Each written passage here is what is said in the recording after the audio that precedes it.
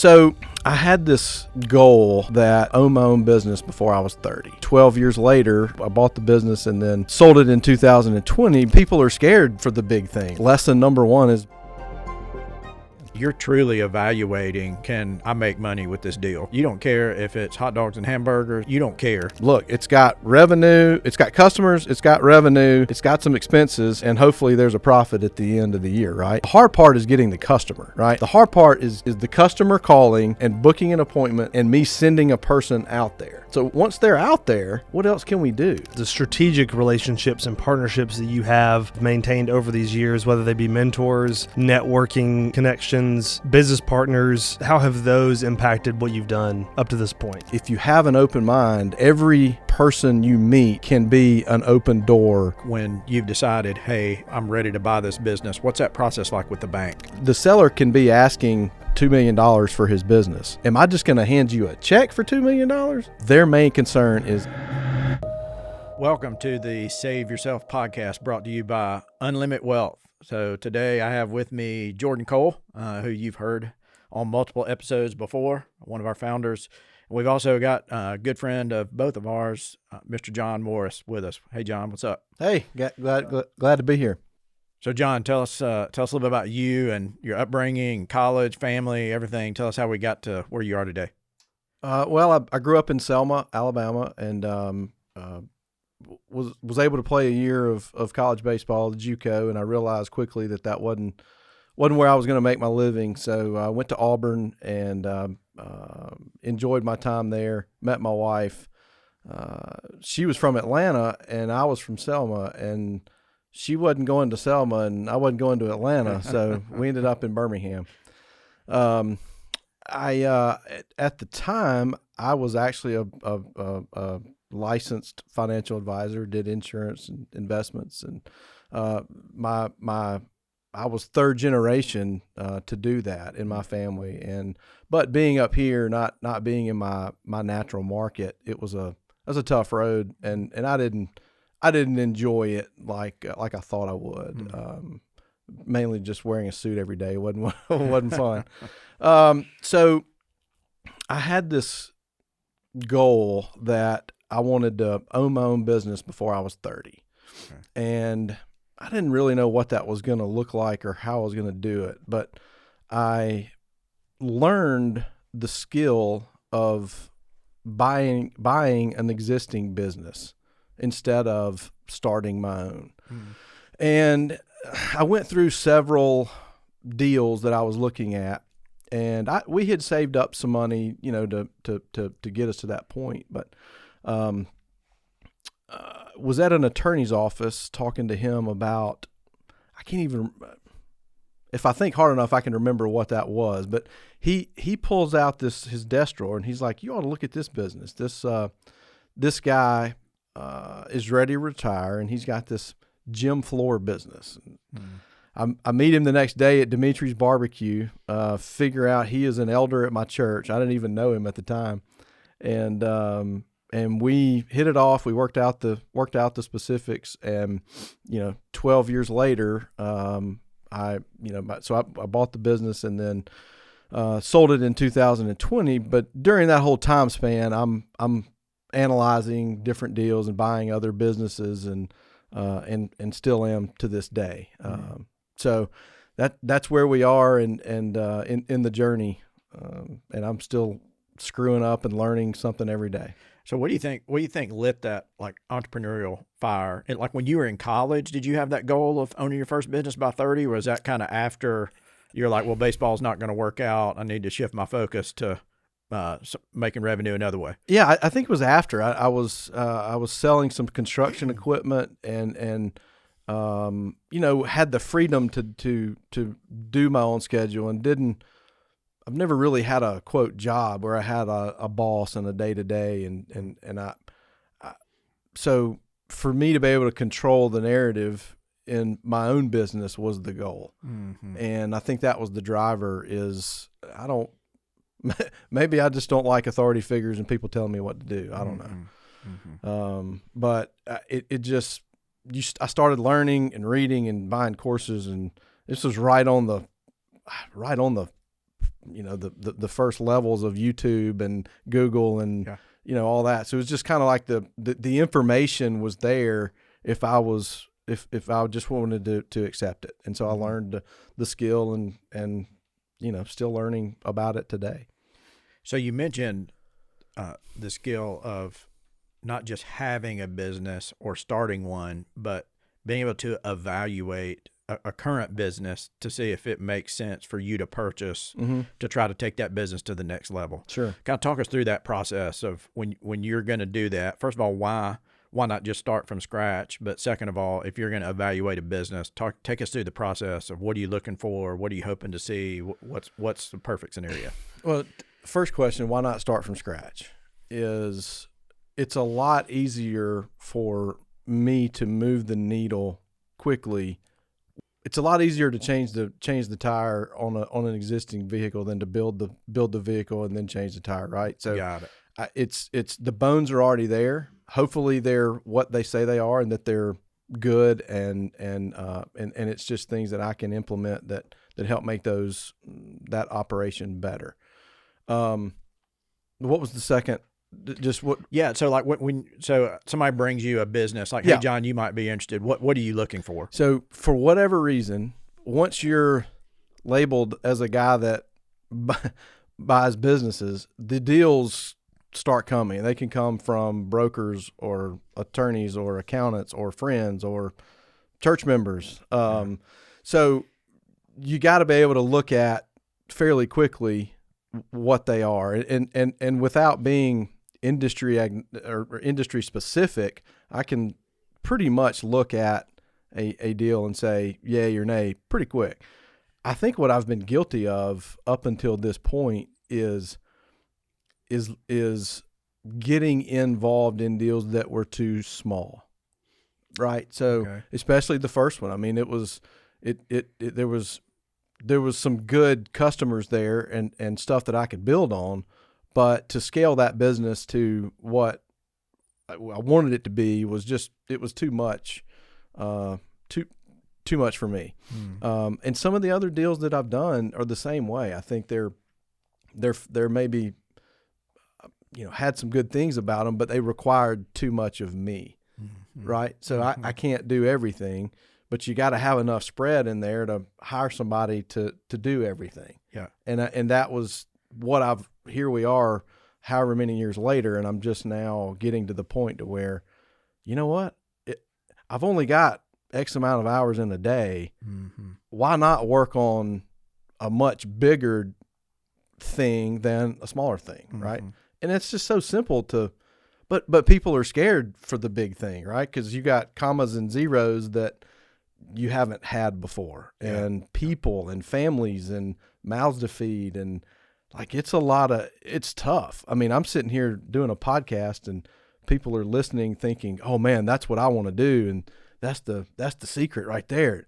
Crap, man. It's tough. Like it's cause you're coming in buying an existing thing, a living organism, right? And you've either got to adapt to it or it's got to adapt to you. And to move the needle, you all got to be on the same page, but man, there's a lot of give and take, and it's the bigger they get, the more stress it is. So it is becoming, well, I mean, when I started the process, I had a head full of brown hair. I was like Jordan. So look where I am now. It's you're trying to pass me. I got a lot more salt than I do pepper. Yeah, same. So John, with that in mind, what are, everything's about a trade-off, right? Like you mentioned, the good thing is you can go play golf. You don't have to wear a suit. You don't have to have a boss, right? Talk about the other trade-offs on maybe the tough elements of, hey, I'm going to go out and I'm going to purchase a business, and especially the way you do it, where you evaluate a business, you look at it both, on paper as well as in person and kind of collectively. What are those trade-offs that you identify now, and maybe some that you maybe have missed early on? So early on, I was the guy. Like, I mean, my cell phone follows me wherever I go, right? And that's out there scrubbing gym floors. Yeah, and that's great. But the downside of that is the cell phone follows me wherever I go. So if something happens. So just take the gym floor business, for example. There was multiple jobs a day. So you had a coach or an AD or a principal. You had crews going there. They had to get in. They had to make sure they had enough supplies. They had to then when the job's done, you got to invoice it. And so it was not big enough early on for me to step away and put somebody in to do all that. I did all that. So in that business, the busy season's in the summer. Well, that's when we go to the beach, right? We take the kids, we go to the lake. Well, the work doesn't stop. So I've got to manage it from wherever I am. And at that point, just to be clear, your kids were a little too young to just bring them with you and throw some tools in their hands. Yeah, right. Absolutely. So we had to, the downside to being accessible is being accessible, right? So it goes into if I would have bought bigger or thought differently. We know the book, The E-Myth, right? Work on the business instead of in the business. And I and most entrepreneurs are guilty of working in the business too much, right? So we can't. It's hard to get out of that day to day. It's hard to put the processes in place, the systems in place to fire yourself. There's got to be enough. There's got to be enough. The evil word is profit, right? It's got to be enough profit to make that happen. So, lesson number one is buy bigger than you think you can. So, John, you said it sounds like based on what you said, you got to buy a business and expand it. There's got to be scale. It's got to be scalable. Mm-hmm. So, do you prefer when you evaluate? Is it more attractive to you if a business has a system and process in place that would make it scalable and maybe they're just not executing on it, or a business that you're like, man, that could be scaled, but they got no system in place. I can put a system in there and really scale this thing. Which side of the coin? Well, it's so funny you say that, because I've actually got two different deals on the table right now in the HVAC space in Birmingham, and one of them is a super well run, like profitable. The meat and bones are great, and I've been working on it for a while, but I can already tell once that owner is gone, he's the driver of everything. His cell phone's ringing all the time. If you just look at a P&L, which that's where you start, right? Gross revenue, net profit. It's a beautiful painting, right? But I know already that if I make that deal and he's gone, who's going to fill his seat? And it can't be me, because I'm not good at operate. Like I finally reached the point where I'm not good at it. So I gotta, I have realized that and have asked for forgiveness, and I've been accepted forgiveness. So let's learn from it and know going into it that I've got to have that guy before I do another one. And it's because I'm going to drive myself crazy trying to do too much. It's always surprising to me in what we do every day when we meet with clients of ours who are business owners, and maybe we get referred to as someone we've not met before. And as we learn about their business, one of the questions we like to ask is, whether they're 20 years in or 2 months in, gain a little bit of understanding about what their exit strategy is. Do you possess that mindset now when you are in the evaluation phase of a business, and how has that adapted over time? Yeah. So to go back to Brett, to the point, when I'm analyzing a deal, I'm looking at, is it a well-oiled machine, or is it not? And that's my value add. Mm-hmm. So if it is a well-oiled machine, it's probably going to be expensive, right? Because I'm not going to have to do a whole lot, and it's going to get a 4 or 5x on EBITDA, and it's probably worth it. I'm going to be honest with you. My initial, investment criteria was find the turd and polish it. And take it from a 2x to a 4x yourself. Exactly. And while that's great and it needs to be part of the strategy, is that's freaking hard. And that's what we're doing now is trying to to put in all of those systems to where it is really valuable on the back end. Mm-hmm. But the next one, man, I'd like to just find one that's already done and Maybe I shift from first gear to fourth gear, fifth gear. Man. Yeah. So yeah, I mean it's funny that we're talking about this because in my head when I'm riding down the road, I'm thinking about these things, but I've never really vocalized it to, it's one thing if we're out playing golf or something we can talk about it, but never really formalize what I'm saying. It's kind of fun to hear. So John, off the top of your head, how many businesses have you owned and sold, and what industries or what did those businesses do to date? I think we're at either 8 or 9 now. Still own 4. Okay. And my goals have changed. Initially or kind of during this process, I thought, well, let me buy it at X, tweak it, put some spin on it, and then I can sell it at Y, and then I'll have a pot. I can go do it again. That's different now. I want to buy it, improve it. My goal is to remove myself from the day-to-day operation of the business, manage it, look at it, help it improve. But the cash flow play for me is my goal now. Mm-hmm. That's not to say if somebody comes along and offers a lot of money that we wouldn't, but that's not the end goal with this. Yeah.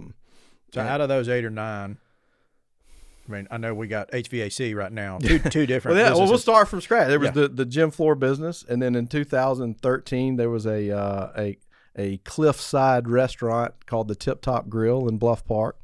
That sold that in 2016, and then let's see, my dates are a little off here, but 2018 I bought a e-commerce business that 99% sold on Amazon.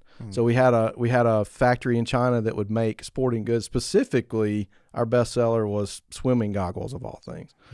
And we would private label those, ship them over, and then sell them on Amazon. We caught it on the tail end of what I would say was the Wild West of Amazon, to where it was fun.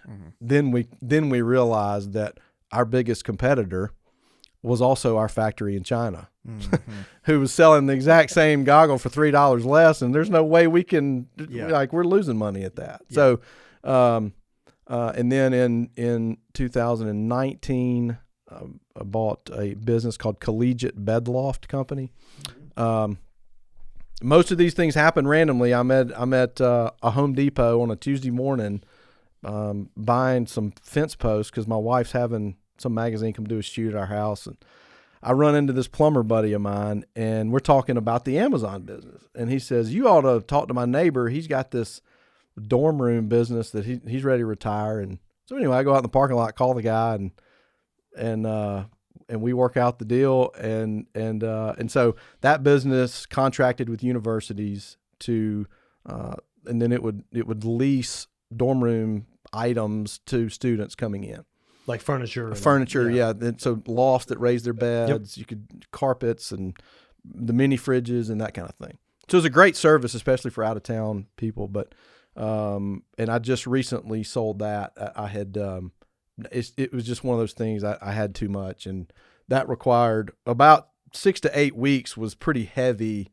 involved in late July and August when everybody's moving in. And it was just time to I couldn't do it all. So, and so John, you're probably not one of, you're probably the best I know at not discriminating regardless of what the industry or the business is providing, what service it's providing. You're truly evaluating, can I make money with this deal? You don't care if it's hot dogs and hamburgers, if it's gym floors, if it's HVAC, if it's college bed lofts, like you don't care. How do you think that gives you an advantage? Like when you're evaluating a deal versus maybe like somebody else evaluating it that may be, HVAC example, like HVAC guy owns a business. He's like, well, I want to expand my business and I'm only going to look at buying another HVAC business. Yeah. I look at it differently because look, I didn't know a single thing about a gym floor. We had a rubber floor at high school, so we never got refinished. So I didn't even know a thing about it. So that started in 2008.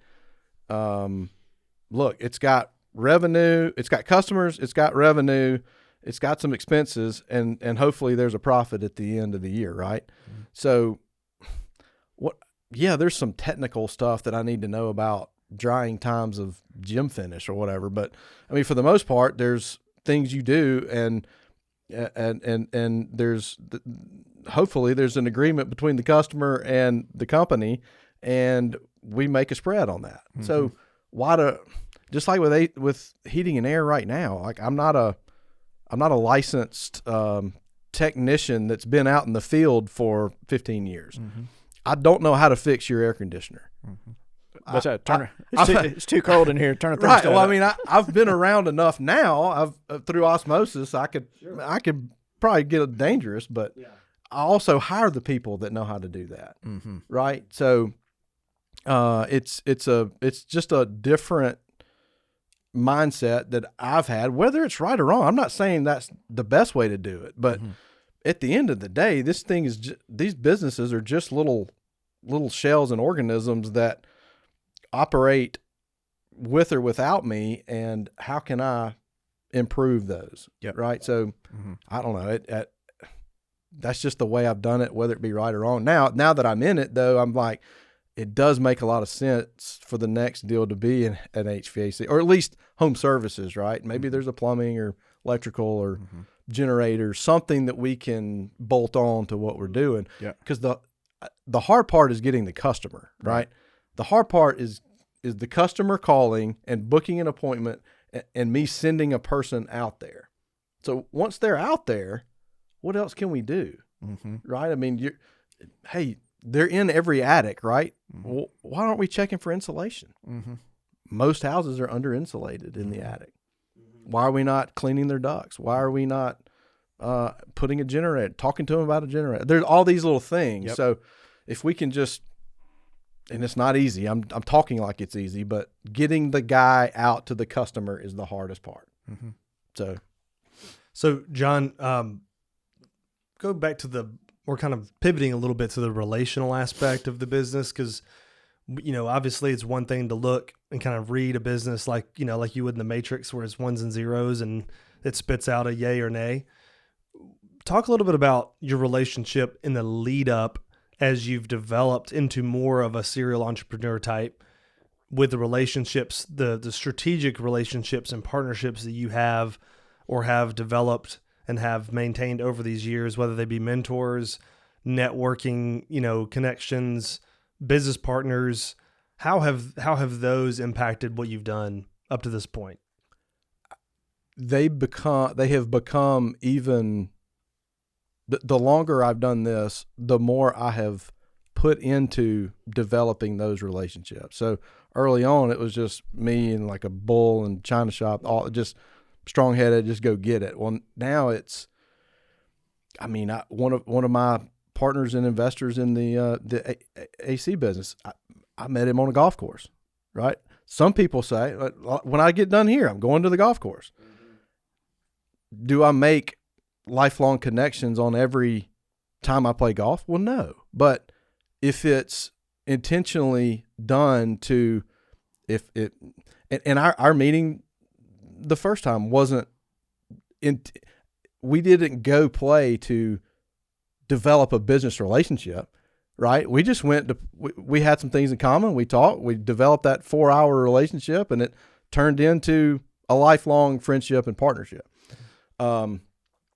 And I think it was the same way with Brad and matter of fact, the one I'm playing golf with in a little while, that was it turned into it was golf, but then him and the other guy put an investment group together, and we bought some stuff. So I mean, it every little step, if you have an open mind, and it might be the camp out at church, or it might be you're coaching a little league team, and the dad or one of the dad, like if you have an open mind, every person you meet can be an open door to another another deal, right? So the biggest question I get from buddies is, well, how did you get started? Where do you find all these deals?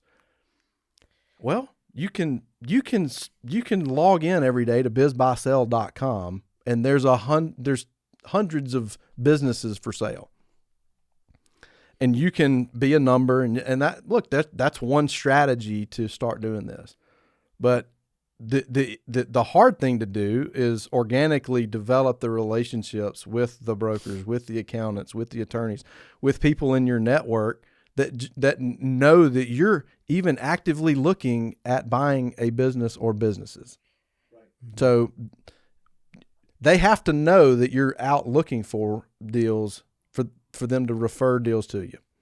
And I think that's probably the biggest hurdle that most guys, they think they want to do this, but then all they do is spend their days looking at something on the computer. Yeah, right. And most people don't know that they're out doing this. So, John, real quick, I'll say real quick, tell us really quick how, what it's like when you've decided, hey, I'm ready to buy this business. What's that process like with the bank?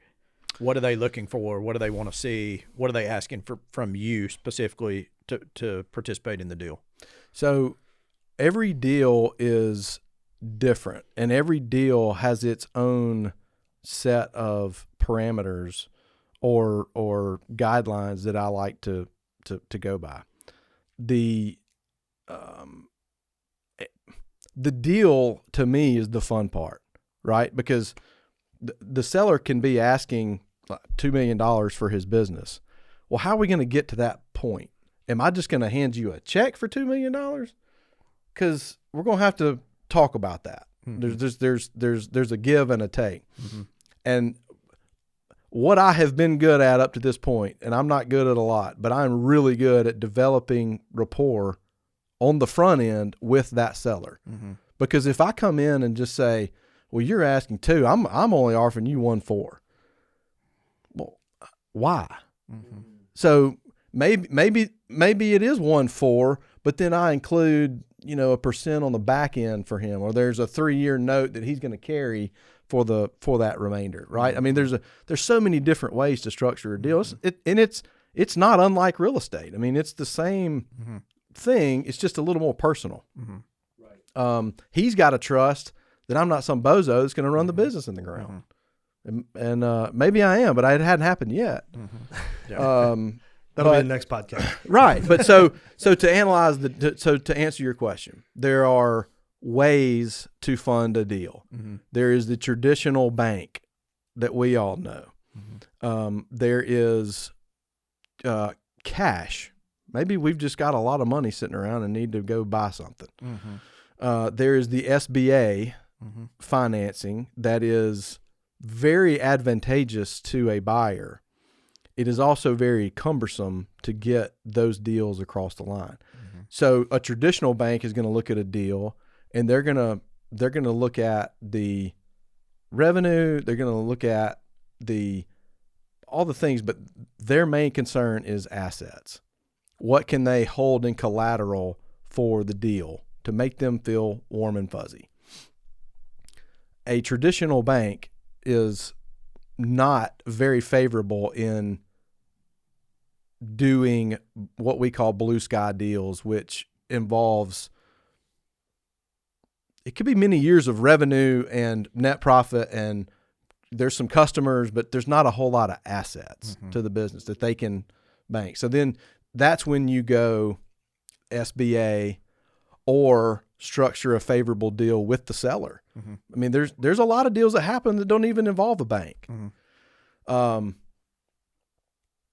I think you're going to get to, at some point, the buyer has to have some money somewhere, right? And so how does my money get used to fund the deals? And so I'm teeing it up for you, Brad, the segue. Well, we in the interest of your golf game that you got to get to, we don't want to take too much more of your time, but I would love to hear, you met Jordan and I introduced like the way, Jordan and I's business is not different, and Mike, who also participates, and John, who also participates with us here, it's all about relationships also. Right. So we met you as an introduction from another client, is how Jordan and I initially met you and started educating you on infinite banking and what that looks like. You have multiple policies now. So just talk to us a little bit about your initial impression of infinite banking. What you thought about that? Maybe how you think differently now, and how has it helped you participate or execute on some of these business purchases that you've made? So let me start. I don't know how many years ago, but my granddad was an agent with Nelson Nash. Get out of town. He was an Equitable agent, and they would travel. They would go to these things, and at some point during that process, Nelson got wacko and started doing this infinite. That's like all he would talk about at these meetings was infinite banking, or being your own bank. And that's literally all he did. And so that was with the Equitable, which, if I'm thinking right, was not a mutual, or at one time was a mutual company, but then was not. And so he had to go elsewhere to do his practice, right? And then so my dad was the second generation Equitable agent. And before I had met y'all, him and I have, keep in mind, I was in the business too. So I had a head start for most people. I had an understanding of insurance and how it works. And so I had set up a couple of variable policies with him strictly for the end goal to be either college savings or retirement. Got it. And sure, it's going to provide an insurance need, but it's more tuck it away, set it and forget it. Right. And then so through some different more podcasts and whatever else, I learned about infinite banking, and then from y'all too.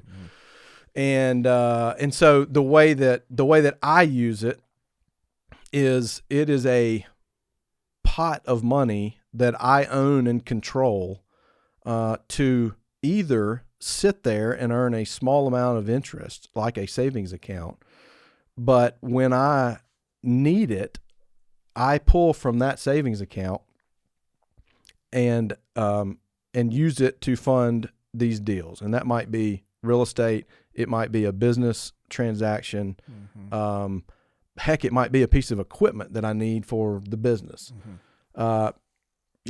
It could be a vacation. Like it doesn't matter. It's your pot of money, your bank that you can use to fund whatever you choose.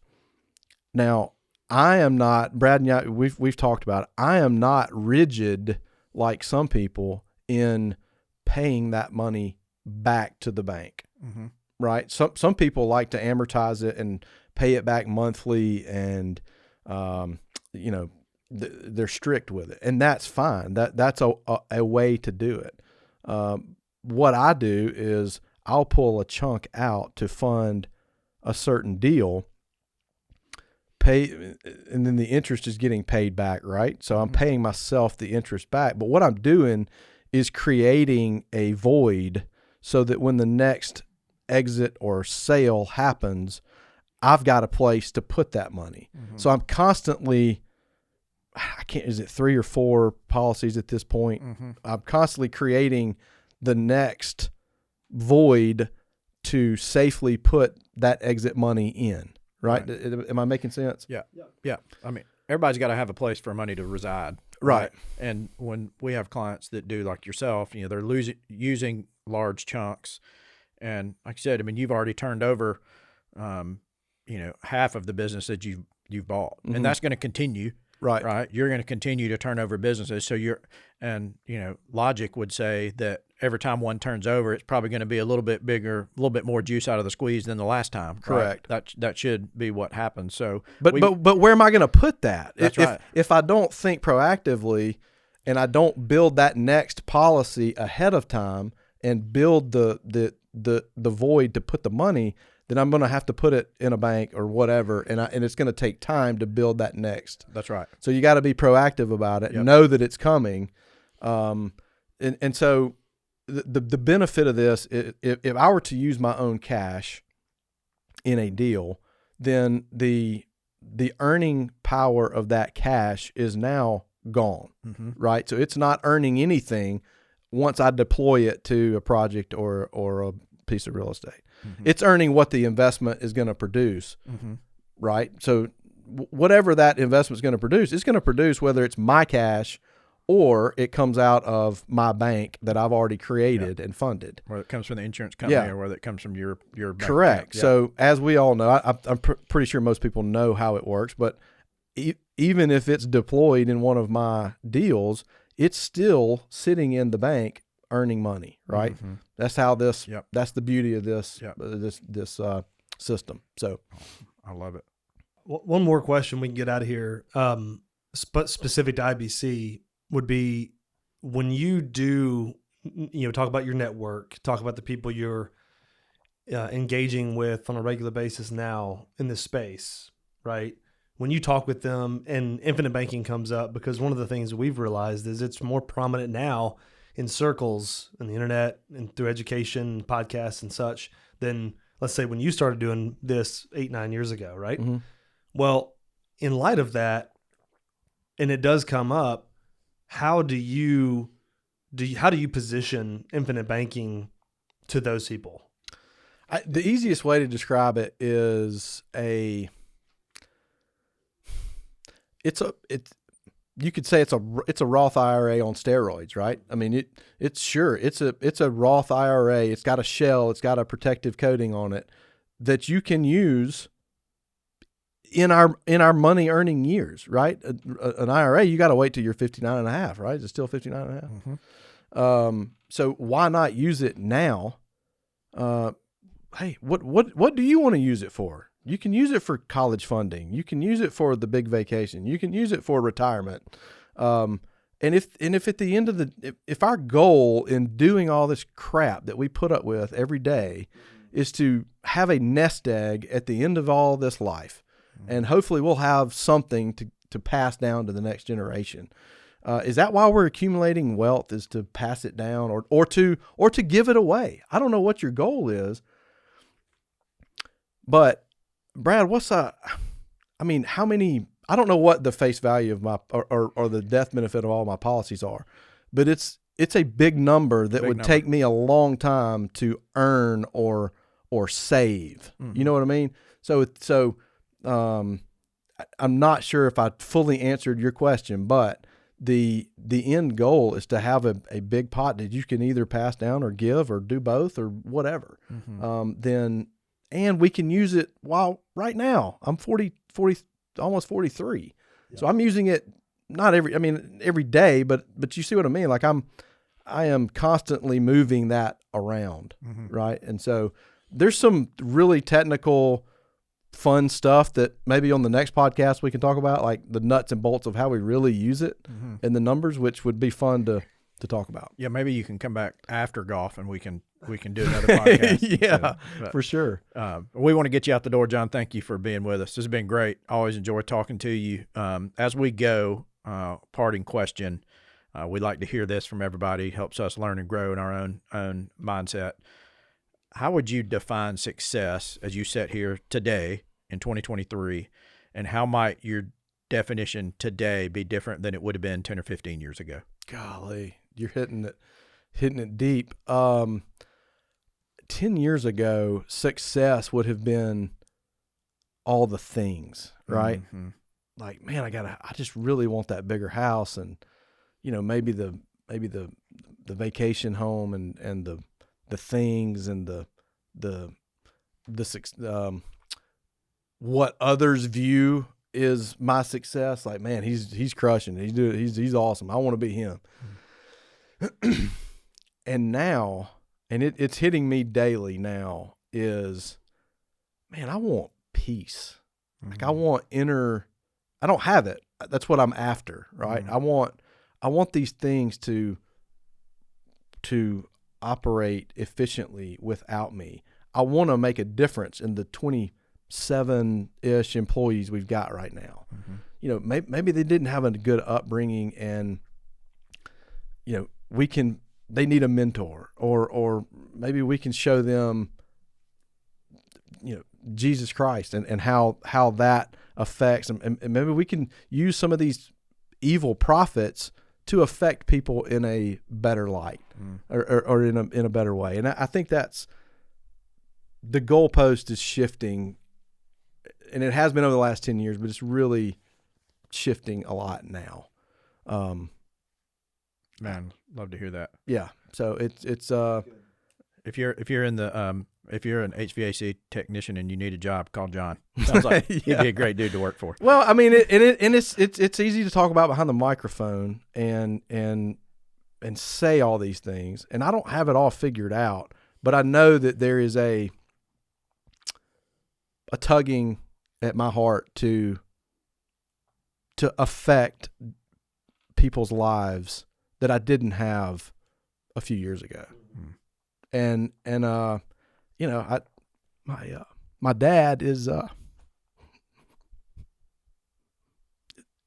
always has been my biggest mentor, and